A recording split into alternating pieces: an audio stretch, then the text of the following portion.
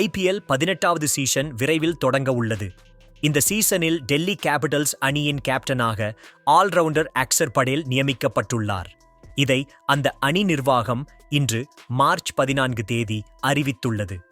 கடந்த 2019 முதல் டெல்லி கேபிட்டல்ஸ் அணியில் அக்சர் படேல் விளையாடி வருகிறார். இந்த சீசனை முன்னிட்டு மெகா ஏலம் நடந்தது. இருப்பினும் அவரை விடுவிக்காமல் 16.50 கோடிக்கு டெல்லி அணி தக்க வைத்தது. கேப்டன்சியில் அவருக்கு பெரிய அளவில் அனுபவம் இல்லை. உள்ளூர் கிரிக்கெட் தொடர்களில் குஜராத் அணியை 23 போட்டிகளில் வழிநடத்தியுள்ளார். கடந்த சீசனில் ராயல் சேலஞ்சர்ஸ் பெங்களூரு அணிக்கு எதிரான ஒரு போட்டியில் டெல்லி கேபிட்டல்ஸ் அணியை வழிநடத்தியிருந்தார்.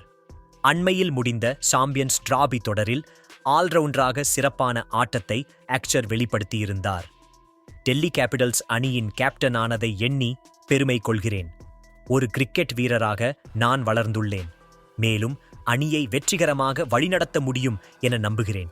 அதற்கு நான் தயாராக உள்ளேன் என அக்சர் படேல் தெரிவித்துள்ளார். கடந்த சீசனை 6வது இடத்தில் டெல்லி அணி நிறைவு செய்தது. கேப்டன், பயிற்சியாளர் என நிறைய மாற்றங்களுடன் அந்த அணி இந்த முறை களம் காண்கிறது. வரும் 24ஆம் தேதி விசாகப்பட்டினத்தில் நடைபெறும் போட்டியில் லக்னோ சூப்பர் ஜெயிண்ட்ஸ் அணியை டெல்லி எதிர்கொள்கிறது. 31 வயதான அக்சர் படேல் 150 IPL போட்டிகளில் விளையாடியுள்ளார். 1653 ரன்கள் மற்றும் 123 விக்கெட்டுகளை கைப்பற்றியுள்ளார்.